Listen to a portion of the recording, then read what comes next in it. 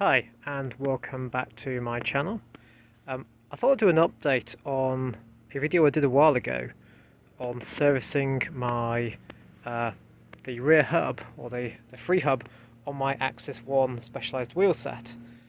Now when I did that video I not only serviced the bearings inside the free hub, I also actually replaced the cones from the actual wheel bearings. Now I couldn't get the original ones that came with the bike, so I found ones which I believed were a pretty good replacement, and they appeared to match pretty well when I actually tried them against each other. And they were wheel manufacturer CNR081K. Now I did put all this in the description for my previous video, and that seemed to work fine. I managed to put it all together. The new cones were a little bit tight, needed a little bit of adjustment, but I covered that in the video, and they seemed to work pretty well. They were pretty smooth, and everything sort of went very nicely. Now, a few months ago, I needed to do a bit more replacement on my bike, on the actual cones. When I was sort of spinning the rear wheel, you could feel that little bit of grittiness. If you just sort of lightly held the axle, then you could just feel it a little biting every now and again as you span it round. I thought, right, okay, I'll take it apart again, give it a damn good clean, and I'll also do the bearings and check the free hub as well. So I did all that. I took it all apart and I serviced the free hub. That had gone a little bit rusty again. Obviously water was creeping in somewhere. And I also checked out the cones. Now, the cones I found were a little bit scored. So if we just come over here. So these are ones I took out. I'll just zoom up a bit. Hopefully it won't be too jerky. As you can see there, they were a little bit scored, mostly on sort of right on the edge.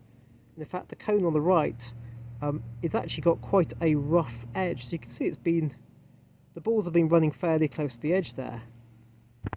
So I thought, well, okay, you know, they've been in, I can't remember how many years it was now, several years. But okay, these are, after all, they are sort of disposable parts, those replacements. These are disposable parts, so I thought, right, I'll get myself a bag of them. So I bought myself a bag of 4, because these are actually quite difficult to get in the UK. So I bought a bag of 4 replacements thinking, right, this will keep me going for quite some time. So I replaced them all, followed my instructions in my video, and tweaked it up, got code spanners out, carefully did it up, and spun it up, and it all felt absolutely beautiful, like buttery smooth. So I was really pleased with myself. Now, rather foolishly, I didn't take my bike out for a test drive before I actually commuted on the Monday. So I went off on the Monday, and within about halfway along my journey of about sort of 15 miles, it started to feel really unpleasant. There was something just not quite right. I managed to limp my way to work and then get back home again. And I basically took apart the rear bearings because it was all sloppy and loose. And what I found was, these are the ones that have been in basically for about 10 miles, or maybe about 20 miles. They were absolutely scored and pitted on the edge again. I hope you can see that.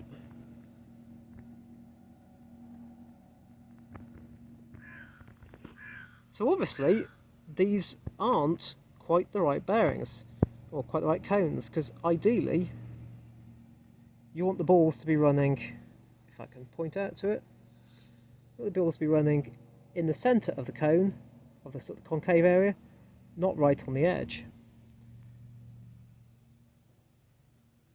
So in the end, because they just were not working, you know, they were gritty, like I say, within about one ride they'd all become gritty again, because as you can see, they were all pitted. I basically in the end sort of gave up and found out the box my old bearings or the old cones, and I put those back in the bike. Now I've got a couple of pictures I can show you of the actual bearings, if you bear with me a moment.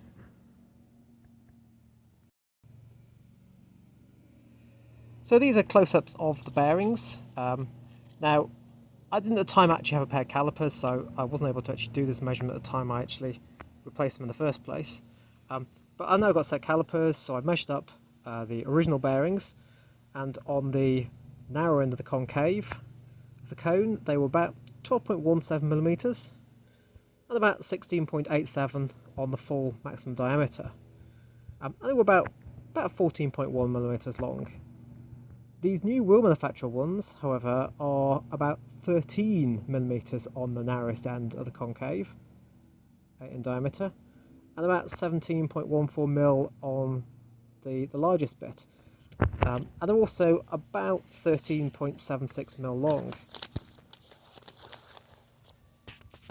Now I certainly noticed when I replaced them that they were tight in the metal dust cap, which is explained by the fact that the biggest diameter is actually bigger than it really should have been. But the important thing here, and what I really didn't realise at the time when I sort of matched them up against each other and sort of held them eye to eye, or up to my eye, was the fact that the narrow end is almost it's almost a millimetre too wide. Now obviously that is causing the cones to ride in the ball bearings, in the actual cups, in the wrong place. So if you think about the balls actually being a certain diameter, I'll put some pictures up on this hopefully, think them being of a certain diameter, then the actual sort of gap in the middle of the ball bearings is going to be, again, a certain distance between them if you assume that they are sort of perpendicular, or the balls are opposite each other. Now, if the diameter of the smallest part of the cone is too big, then rather than the cone being further in, if you think of it in terms of tightened into the axle, into the actual set of ball bearings before they actually start to touch, because obviously they'll start to ride along the concave section as it gets thicker. These were obviously running too close to the actual edge of the bearing, the actual cone. Now the result of that is that obviously the ball bearings are pretty hard, even these cones should be relatively hard themselves. It was just basically destroying the edges. And that would also tie back to why the edge on all the ones I took out, it's really badly, and you can see the burrs on that as it's obviously been rolling in the bearing, and the bearings themselves, the ball bearings, have actually pushed the metal and sort of pushed it out beyond the actual edge of the actual cone itself. And even on the one that's not too bad, again, it's been very much running on the edge of the bearing there. This one's not as bad as the other one on the other side, but it's obviously running in the wrong place. And if you compare that against where the scoring marks are on the original bearings, you can see that that's actually in the middle, and that's really where it's supposed to be running.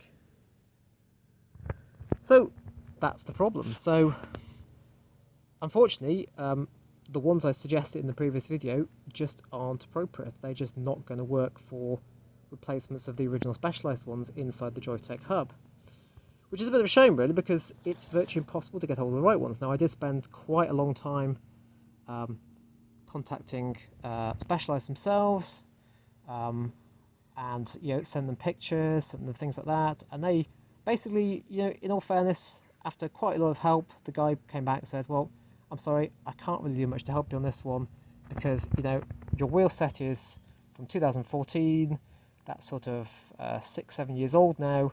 We just don't keep spares that long. Why don't you go and try bike shop? They might have some cones that fit. So I spent a bit of time hunting around bike shops for cones, without any luck, unfortunately. There aren't that many bike manufacturers that still use cup and cones in their things, apart from, I think, Shimano does in their wheel sets, maybe a couple of others. But they weren't, unfortunately, able to help me. I looked online again at the wheel manufacturer ones, and they had a lot of different types of cones. None of them, unfortunately, have the full measurements on them. They tend to give you the length and the maximum diameter and the thread size, which for these is 10 millimeters by 1 mil thread. But they didn't give you the sort of the diameter of the narrowest part and the widest part of the actual cone. So you can't really guess, or can't really work out from those pictures whether they'll actually be the right ones for your bike or not, or the cone set. I did try and do some rough calculations based on images online and sort of scaling and measurement, but it would have been out by potentially quite a bit to get it right, to actually get it right. So unfortunately, in the end, Specialized said, sorry, we can't help you. Try bike shops. My hunting around bike shops didn't help. And in the end, I've decided that actually I'm probably going to buy myself a new set of wheels. Prior to that, however, I actually tried a few other things. So I thought, okay, well, if these things are too big, the diameter is too big on the narrow end of this, okay, well, perhaps then I can get ball bearings that are slightly smaller in size. If they're slightly smaller in size, then their diameter will be smaller. If you consider them two ball bearings at opposite sides of the cone, the cup, then if their diameter is smaller, then the gap in the middle will actually be bigger. Therefore, these cones should, in theory, sit further in to the actual balls, and hopefully then maybe they'll be running on the centre. So I got myself a couple of extra sets of ball bearings. Now the original balls in the rear hub are 1/4 inch diameter. I can't remember actually what the metric equivalent to that is now. So actually finding something which is a bit smaller is actually really quite tricky. You have to go to some quite obscure sizes. So in the end I went and tried some 15/64ths. Now they are a little bit smaller.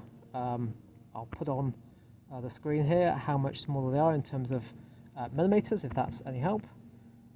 So I thought, yeah, maybe that'll do. I did try and calculate possibly what the difference would be and what I'd need to do to make it go up the cone, but obviously it's quite complicated maths trying to work out, well, the distance between these things, the profile of the actual concave cone, how much further indoor I wanted to sit, and therefore, how big the ball bearings do I actually need for this. So in the end, I just decided to basically wing it and try it. And I thought I'd actually scored well on this one. I got a brand new set of cones. I got a China glass pencil or a wax crayon, and I crayoned the actual cone surface, mounted it on the actual axle, put it into the actual cone, or the cup, sorry, with the smaller ball bearings in. Just by hand pressed it home and rotated it. And then I took them out again carefully and I looked to see where basically the balls had rubbed off the wax crayon from the cone surface.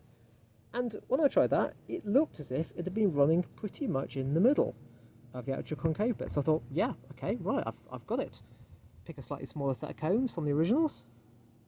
That makes your diameter a bit smaller, makes your gap in the middle a bit bigger. Therefore, that should compensate for the fact that the narrow end of the cone is bigger itself than it should have been. There we go. So, all buoyed up by that, I reassembled everything, and I gave it a go. But I just could not get it to feel right. It was, even though they seemed to be running in the right place, they just felt gritty. And this was even with a new set of cones that hadn't been damaged from riding on the bike. Now, whether it was that because the balls are smaller, now there was too much of a gap between the balls in the actual the cup, because obviously being a slightly smaller diameter, I mean, there'd actually potentially you could fit more balls in there. Now, the ball bearings in the cup they're not packed in tightly, because obviously then you'd have a ball rubbing against a ball and they're going in opposite directions, so they would sort of grate against each other. But obviously being slightly smaller, there would be bigger gaps between the ball bearings than there would have been previously. And this particular hub doesn't have a spacer that sort of keeps the balls at a consistent distance apart. I tried it with one extra ball in there that seemed to, when you put it together, it didn't seem that they were too close, but again, that still did not feel quite right. So unfortunately, I've had to admit defeat. Like I say, I failed abysmally to find anyone who does cones that would match this particular freehub. I even tried contacting Joytech, but they don't seem to do anything like that anymore, and certainly didn't respond to any of my emails. I even tried contacting wheel manufacturers to see if any of their other cones might be appropriate, but again, I drew a massive blank on that one. They didn't even respond to my email, and I'm not going to spend, 10 or more pounds per bearing or per cup, or sorry, per cone, just speculatively buying them to see if they'd actually work. I mean, they certainly had some that had narrower ends of the cone, actually quite a bit narrower by look of it from the picture, but their length, so the actual complete length of this, was a lot shorter.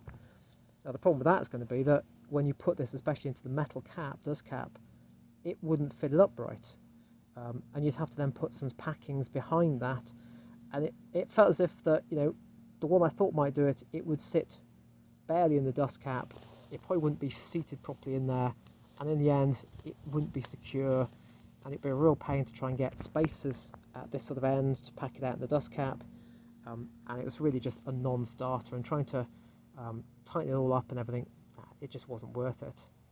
So like I say, unfortunately I have had to admit defeat on my Axis 1 wheel set. Like I say, I've got the old bearings back in there, which were from when I had the bike new, and I'd have to say actually that the old bearings, they seem a lot better quality than the wheel manufacturer ones. If we just zoom up on these, and you can also show it in the picture, these look like they've got machining marks on them still. They don't feel that smooth. They feel, if you rub your fingernail along them, they actually feel like they're ridged, whereas the original ones, they were dead smooth, and they just felt, you just got the impression they were possibly harder, so maybe they've just been hardened better or something. But yeah, it's unfortunate. It's like I say, unfortunately I'm going to have to give up on this wheel set now, because I just cannot find service parts to actually replace it and keep them going, which I think is an utter shame, because I'd have to say, yeah, these were only the stock wheels. They weren't that, you know, they're not that sophisticated, they're not that, probably like that white or anything, but actually I like them. I thought they looked quite nice. They were sort of a semi-aero deep profile, and I really thought they matched the bike really nicely. So there we sort of come to the end of it. If you'd followed my advice from the previous video and bought some wheel manufacturer bearings, and again the CNR081s, then I'm sorry, but they're not quite close enough. And actually this is, to get this to work in the cup and cone arrangement, it's really quite sensitive to slight variations. Like I say, those bearings should, or the cups and cones, the cones from the original are only, it was less than a millimetre, it was about 0.8 or 0.9 of a millimetre difference, and you just wouldn't think it would actually matter that much. And certainly when I held them up and just compared them when I actually bought them originally, they looked pretty close. Yes, there was a slight difference, but you don't quite appreciate how much of a difference that actually is going to make. So unfortunately, if you've got a set of wheels like this, yeah, you can service the freehub, no problem at all. You can easily get the ball bearings for that. You can service the axles, because, you know, 1/4 inch ball bearings, no problem at all. But when it comes to, unfortunately, the cones, unfortunately, I think you're on a loser now. So, like I say, I've unfortunately had to concede defeat, and I'm actually going to buy myself a new set of wheels, which hopefully I'll make a video of shortly when they arrive, and I'll do an unboxing of that, and I'll show you what I bought. But for now, thank you for watching. I hope that was helpful and informative, and sort of an update on my previous video. If anyone has actually found replacement cones that do work and are the right size for this wheel set, please leave a comment down below. I'd be most interested in that. And also, you know, despite the fact I'm going to buy myself, or I have bought myself, a new set of wheels, you know, it might be of benefit to anybody else out there. So yeah, do please share that with me. If you find this useful, please subscribe or like my channel, and yeah, thank you for watching.